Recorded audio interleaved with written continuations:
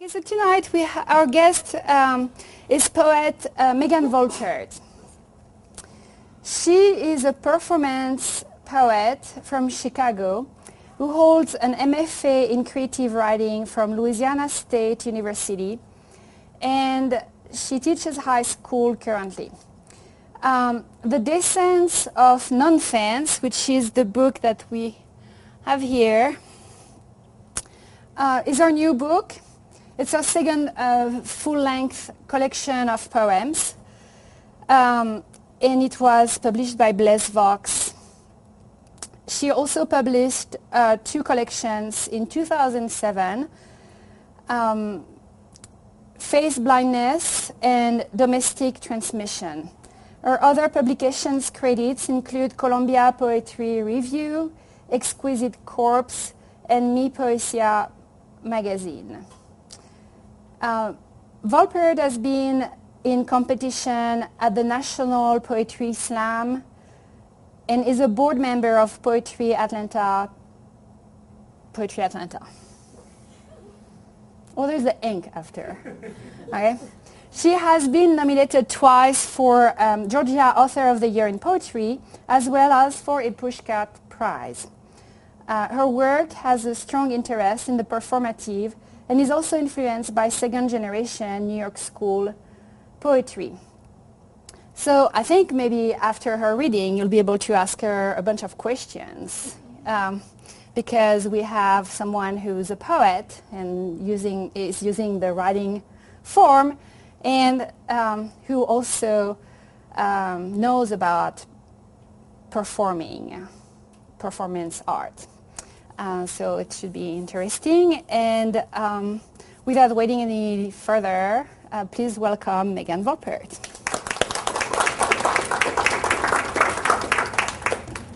Don't clap until you hear it. So this book, as Brigitte said, is called The Desense of Nonfense, and it's about aboutness. I got so sick of people saying to me about my first book, oh, it's really cool, but we don't get it, as if like there was something implicit in poetry that needed to be gotten, like if there was no immediately apparent meaning, that it just was too hard.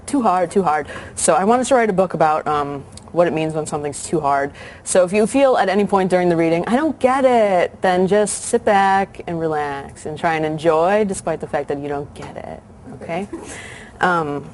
Also, I feel, on the subject of curse words, good segue, Megan, on the subject of curse words, it's like waiting for like the kiss at the end of the first date, you know? So we're going to like flip it around a little, and you should know that the first poem in the book is called Apeshit. There, we've gotten it out of the way, okay? We are all in the same swift boat. Everybody wants onto somebody else's list, everybody gets knocked up the list. There's a certain expectation in there. We say white. You fill it in with white house, or white picket fence, white privilege, or even white elephant. We say white mongoose.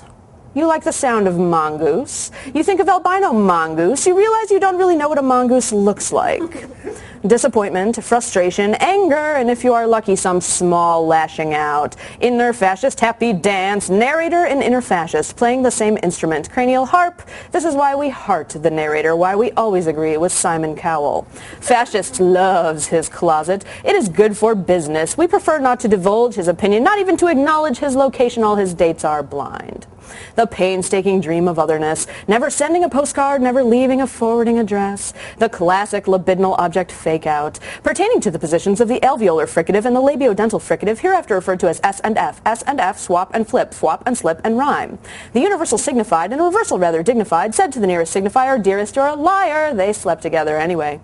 Everybody was talking about it. Nonsense, tearing down fences. Defense, tearing down senses. And the post-hullabaloo pile of scat, the inner fascist, jumping up and down, life, depending on expectations met. Life of the mind, happy dance, the bone of contention.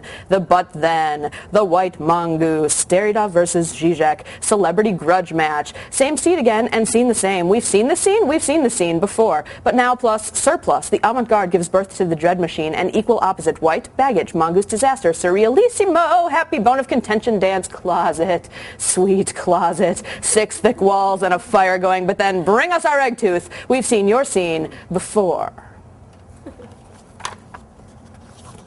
Now you can clap if you like it. I think you do, right? Laughter is like what happens during the poem, and then clapping is what happens after. I don't want to spare you any audience malfunctions, so let's get that out of the way. Those are your instructions. Definition. I have trouble writing one poem without writing another poem that talks to it. I feel like the only person that can comment on my work is me, so I just keep writing. It's like there was some original seed poem, and all I've been doing since is like writing one poem that responds to it, like holding up a mirror to a mirror, you know? So this poem is called Definition, and it's about that other poem. The leopard skin waited at the corner for a yellow car, the baseball cap of which then learned that his passenger wished to see paintings hung on well-lit walls. In other words, the fur coat lady called a cab to go to the museum. The leopard skin is the fur coat lady, a yellow car, the baseball cap is a cab, paintings hung on well-lit walls is the museum, the fur coat lady, a cab, the museum are not surreal. The leopard skin, a yellow car, the baseball cap, paintings hung on well-lit walls are not surreal. In the horizon, dividing intent and translation, is the lair of nonsense. But then nonsense does not exist. Intent does not exist. Translation does not exist. Intent is the leopard skin. Translation is the fur coat lady. Intent is a yellow car, the baseball cap, and so forth. Nonsense is the fact that we have so far neglected to mention there is a piano. But then the piano is surreal, and surreal is nonsense, which does not exist. And so fortunately, the piano does not exist unless it drops on the fur coat lady, which is like a cartoon, and cartoons assuredly exist. Those are from section 1. Thank you. All right. A+. 10s for you guys. The more you clap, the more I'll discount the price of the books after. How does that sound? Yay. Okay.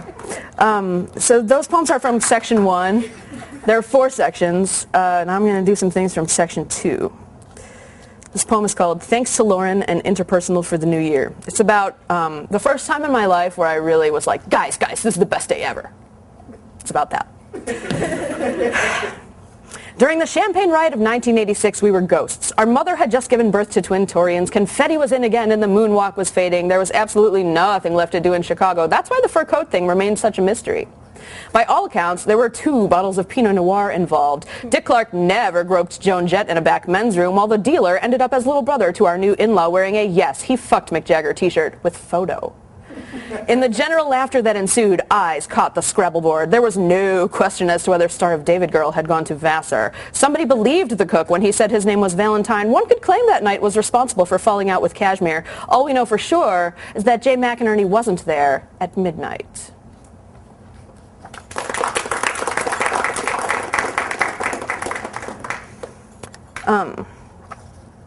This next piece is from section 3, and it is called Before Occupation. I forget how it came about, but basically it's a list of words that seem to have meaning, and then I keep picking pieces out of them until they seem to have no meaning, and then I bring it back around to where you're like, oh, meaning after all. Okay? Before Occupation. The only thing to say as far as enthrallment is it is well defined, and perhaps something a reference to penises or alluding to a distance. Albino peacock, Scientologist, Venus de Milo, methylene deoxymethamphetamine, chopped liver, snowboarding, Leonard Pykoff. Only to say, enthrallment, well-defined, perhaps, to penises or a distance, peacock, Scientologists, Venus, methamphetamine, liver, boarding, Pykoff. Say, all, fine, per, top, tan, p, gist, us, in, live, boa, off. Slip on ass neef. The alternate possible spelling of neef, N-E-I-F. Female surf, also the fist. We kiss thy neef, or give us your neef, your problem, your methydeoxylene methamphetamine. For those of you like not hip to the drug lingo, that's short for ecstasy. No, that's long for ecstasy. Ecstasy is short for that word. The next poem is, again, one of a series of poems in this book. All the poems are titled Dorada and then something else. Dorada is a person, Joseph Dorada, who was a student in my 9th grade English class and then my 10th grade English class. And Joseph is super cool, but most kids think he's super weird because he has this mental disorder that basically prevents him from ever spelling anything correctly. Now, he has a system whereby like he can phonetically sound out things and they make sense to him, and he'll consistently misspell the same words, but he'll always misspell them. There's no way to kind of train him out of it. He just uses spell check the best he can, and make stew. So Joseph and I were tight for like 2 years, and he turned in all these papers that were crazy with the tangents because just the nature of his brain was so different and foreign to me, but it was super cool. So he and his family gave me permission to turn all of his papers into poems, and many of them appear in this book. This one is about his Great Expectations paper, which he did for me in fall semester of his 10th grade year, and it's called Dorada Has Great Expectations. Justice affected the following less bold general views are anywhere. A good job of thrashing, last but not least, who saw it all and worse. Only one would be with it, the just wrong things that profess throughout on the road anywhere. He takes his job seriously, understandable, whence how hard from the office seems, liking it to a point, censured. All out against the law, he hates, he thinks, the forge. Fire him, steal him, knew his face, and probably tried for life. Well now, the helper, he got there, and they all got. The rest were tried, but interrupted, also half responsible. He thanks almost all of it, the mistake of backing and breaking, fixing what he fixed, then poof, it was gone. The military shoot up, the mall, the swamp, then get back, to jail or wherever, both of them again. Sign, prove, long, law, London. London too brings and keeps. How it costs to be immune and never worry about breaking, involved, mauled. He finds this out one evening.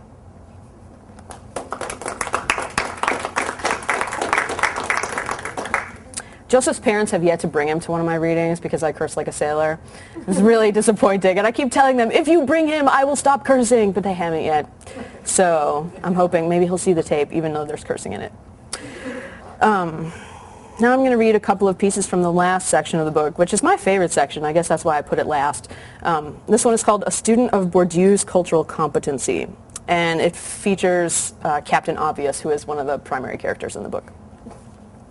Obvious was born a captain and died a captain. Between bouts of careerism that led nowhere and schizophrenic episodes full of adventure, he managed to discern exactly a dozen things which became principles he ruthlessly applied. Chief among these epistemological gemstones was a conviction about leave-taking gestures, that we cannot help but make them all poorly in spite of whatever intention lies in our heart. So Obvious never did take leave of anything. Also among his major intellectual influences were 3 ideas about the import of bananas. 1, that the peels were not in fact at all slippery. 2, fruit is always to be found when it's needed. 3, the Sex Pistols were a great idea at the time. He also had something to say about faces of pigs, that the best swine had paint where dirt should be, and never tell a lie in a coffee house before dark unless it's a matter of saving someone else's ass, but even then, the ass will most likely grow back. Of the 12 commandments Captain lived by, these are the only 6 he would divulge for us, and even these were got by too little tonic water. So there is simply no denying about dear Obvious. He gave his inner fascist full support to the end. Perhaps this is the thing about our good captain which he wanted most to impress upon his crew, the importance of knowing a sought-after secret, and the sort of character it takes not to reveal it, leaving it up to us, a ghost, the narrator, to define.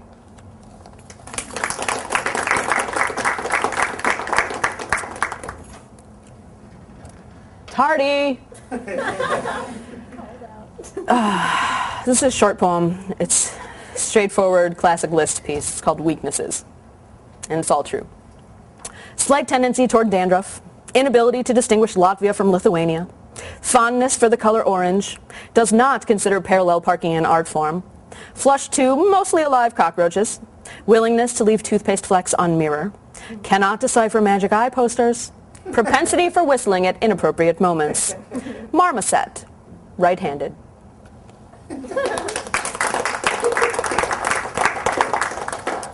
Just 2 more and then you can quiz me.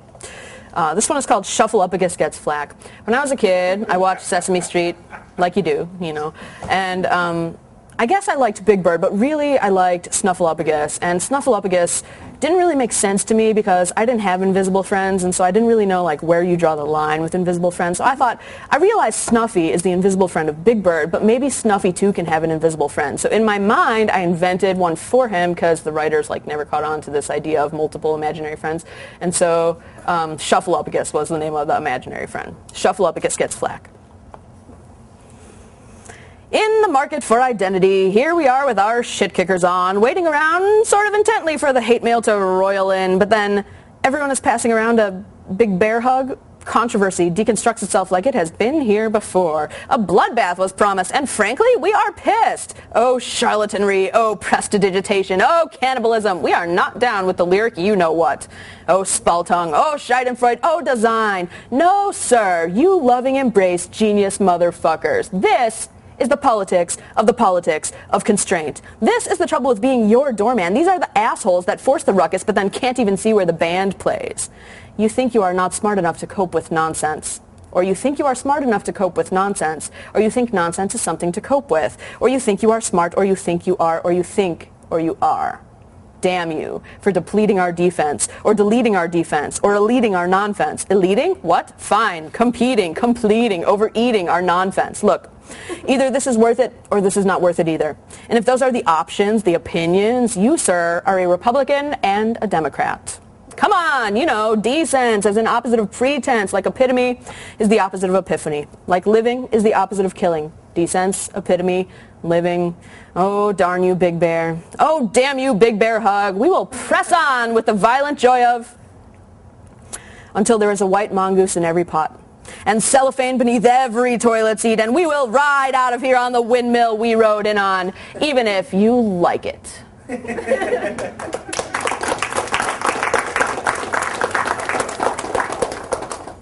Thank you for having me here, Professor Bird.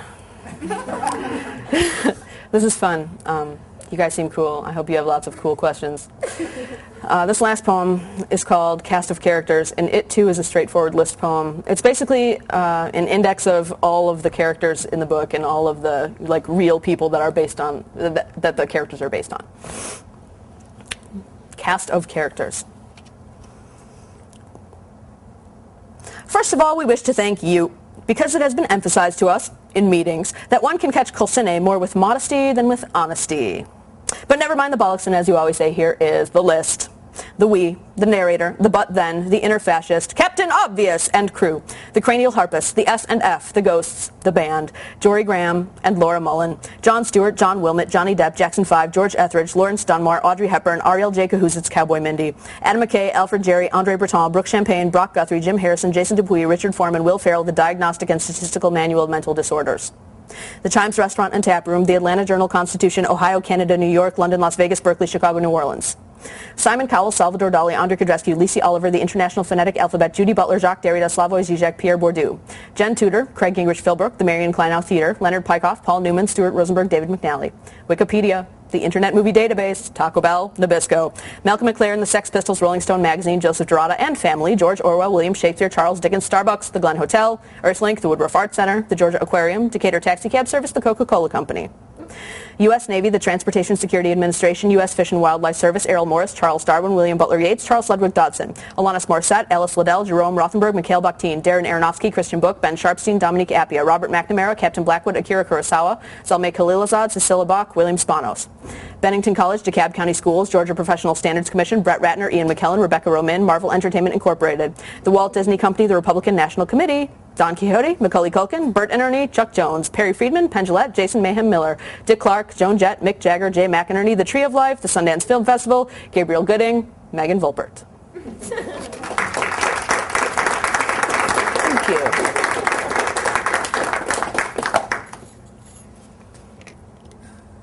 Your turn. I've got one. Mm-hmm. Okay, so I remember Dr. Bird was telling us that you started out with performance art. So why the transition, if you see there is a big transition in poetry? Well, I didn't start out in performance art exactly. I started out as a slam poet. Okay. And I got tired of people scoring me. I mean, claps are good and boos are fine. I'm not scared of no boo. But, I mean, I became obsessed with writing the poem that would achieve the 10 in the slam, and that was just soul crushing to me, and I couldn't do it anymore. So I had to take the good bits, the performance itself, and I just began to slowly translate it into my more academic work, which is ultimately I think where my heart was anyway. But I mean, I was raised on slam poetry, so. Thank you. Mm-hmm. Do you find there's a difference between yourself and who you are when you're reading your poems, a character that you kind of a stage persona that you have, or? No, but I find that other people do. Yeah. Yeah. Increasingly, Well, when I was a slam poet, I performed under the name Madeline Hatter. And so, because pseudonyms are hip in the South. So I guess I was trying to be my best, most outrageous, most heroic and crazy self when I was Madeline, but then gradually I began to realize that I sort of was that person, and the pseudonym was just covering up the fact that I was me on stage all along. So I killed her off, which took quite a while, and there are still people around town who only sort of know me as Madeline, and that's like a weird thing, but increasingly I'm trying to, I guess, convince my audiences that I am the me in these poems, you know?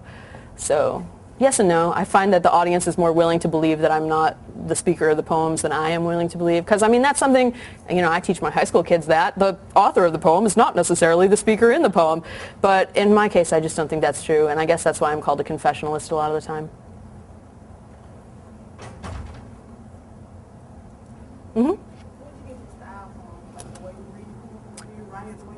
From my crazy brain. I don't know. Who my influences are, is that what you want to know? Well, as a slam poet, there was this whole bunch of like really nerdy lesbian white girls, and I wanted to be like all of them. Alex Olson is primarily the one that comes to mind.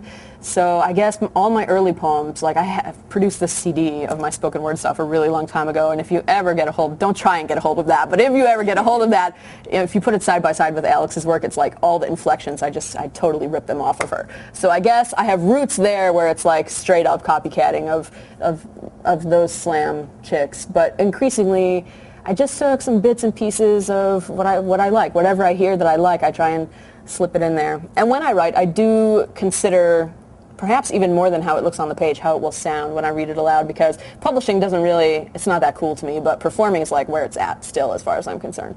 So I do really consider the way that it will sound. I guess one of my more recent, maybe more lasting influences even than Alex Olson would have to be Anne Waldman, who is super fly beat poet, and if you guys don't know about her, you need to look up Anne Waldman. And I think I still have some sort of cadences that resemble hers, maybe perhaps more than they should, but yeah. What's up? How did you find your publisher?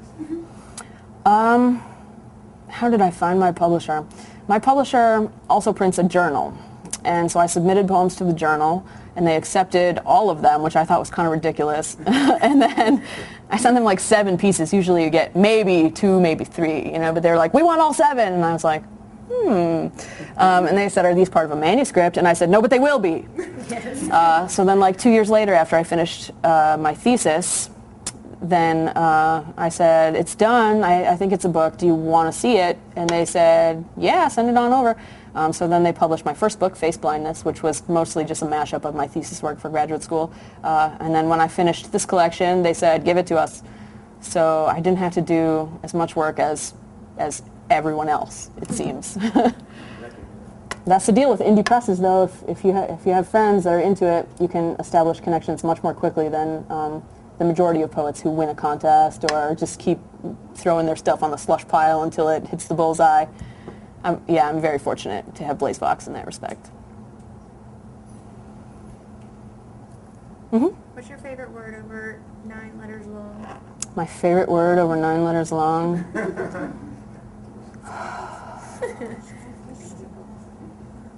Okay. I'm always see, I get a lot of favorite questions. Okay, I've been doing a lot of interviews, which I didn't do for the first book, but so now I'm not used to fielding certain kinds of questions, but it seems like there's this whole genre of questions involving favorites, and I'm always like, God, number one, I hate to choose favorites of things because I can't like commit, you know, but then also, you know, somebody's going to think, oh, your favorite is totally lame. But then also, I just don't like people to know about my favorite stuff. Like, I'll help you. I'll teach you about things that are cool, but, you know, I'm not necessarily going to commit to saying what my favorite is. So that's a good analysis of your question, but it doesn't answer your question, which is what you want. What's a word you like? A word that I like? That's over 9 letters long. That's 9 letters long. My mother won a spelling bee contest with the longest word in the English language once, which is pneumono-ultramicroscopic silico-volcanokinesis. And I do know how to spell it, but I think that would be a waste of both our times. It's a lot more than 9 letters long. That works. I'll get back to you on the 9 letters. Okay. Seriously, give me your email. I'll think of something good, and you can share it with the rest of the group. What's up? Audio? Yeah, I got that one spoken word CD, which is up on iTunes and things. don't look me up on iTunes. No, I should never say that. Yeah. I'm in talks with Audible right now to do a companion to this book, but I don't know, it's going to be another year probably before it's actually in the development stage. But I want to. I mean, performing is what I prefer really to publishing, but I like to have the page there too, so the audio companion is, I guess, the direction that I'm headed in. I think that's because you're saying that you liked my performance, which, thank you, I appreciate it. That's what my father-in-law is always telling me. I don't understand it, but it sounds really good, Megan. Nice job. It sounds really good. So you currently live in Atlanta? In Decatur. By the way, if anyone's headed back to Civilization after this, I could totally use a ride to the train. But I'm sorry, I interrupted you. What was your question? Okay. Yeah, I live in Decatur. I teach up in Alpharetta. Sorry. Which school? Independence High School. It's in what used to be Milton High School. It's part of Fulton County Schools. So your series of poems where you took your students' Mhm. work and worked with that, how close is that to like his regular writing? I mean, that's really interesting. I mean, it was really interesting. I like those. I like that one. Most of his papers were 2 or 3 pages long, and I kept the words in the sequence that they appear, and most of those are phrases, but so it's just a matter of me going through with a permanent marker and just blacking out what I didn't want to keep. That's a really good, like, how do you come across that? Did you come across that idea while you were reading it, or did you think back on that? Well, the idea is far from new. The idea of erasing bits of somebody else's text is, as old as time.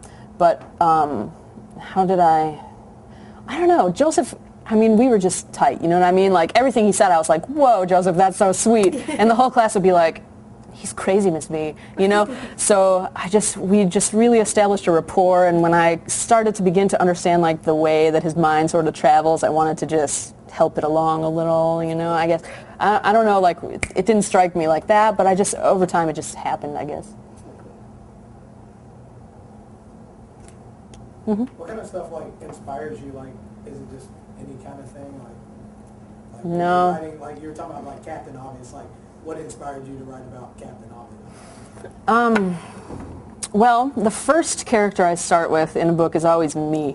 That goes back to your previous question. But then the second character that happened for this book was actually the inner fascist, because people were saying. About my first book, they kept saying, we don't understand what it's about. So then, but I would get, like, pissed. And they would be like, well, why are you pissed? Like, we're entitled to our interpretation of your book, And I would think, no, you are not. So I began to examine my own impulse in that respect. Like, where is it, like, trying to locate that little voice inside of me that is like, no, no, no, it's my book and my book only. Which I think every writer has that with that relationship to their work, where they want to give it, but they don't want to give it either. I lost sight of your original question. Inspiration. Like, inspiration for our character. Oh, I like cartoony types of characters. I like characters that have a strong presence but are pretty versatile. And Captain Obvious is like, a hero, but then also the greatest mistake maker ever. His name says everything. So I don't know. You start from the vague place and you move to the specific place. I don't know. I try and isolate an impulse first, and then I try and name it and make it into a person. The words that you use in all of your poems, are any of them words that you've come across that you really like the way they sounded or the way they looked, or is every single word in every single poem like filled with another meaning? There are a lot of poems in this book that I don't even understand where they come from.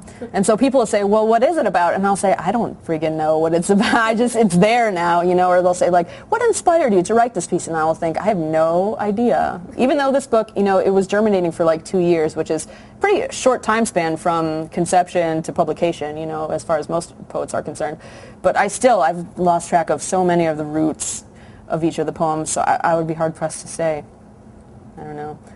In terms of the particular words, there are a few words in this book that stand out to me. One of those is in a poem I didn't read called Meeting of the Unavailables, the word osmitable. one of my best friends from undergrad, Jill, is an art therapist in Chicago, and she was working with this student who just used the word osmitable one day. Now, it's not a real word, in case you're already like, wait, why don't I know what that means?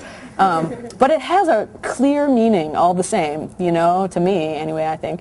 So I put it in there, and I'm trying to make osmitable happen. So if you guys could help me with that, that would be great.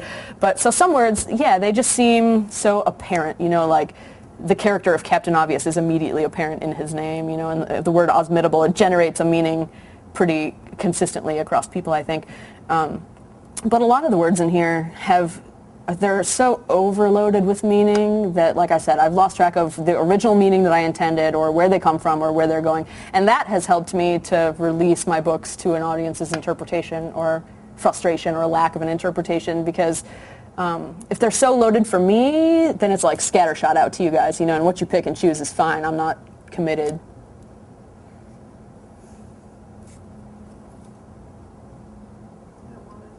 Mm-hmm. Could I get my book for free since I've gotten one? Maybe, we'll see. You mentioned Darren Aronofsky. Mm-hmm. Did you, like in your book, what did you talk about him? I just really like his movies. I was just curious what you like. Couldn't tell you.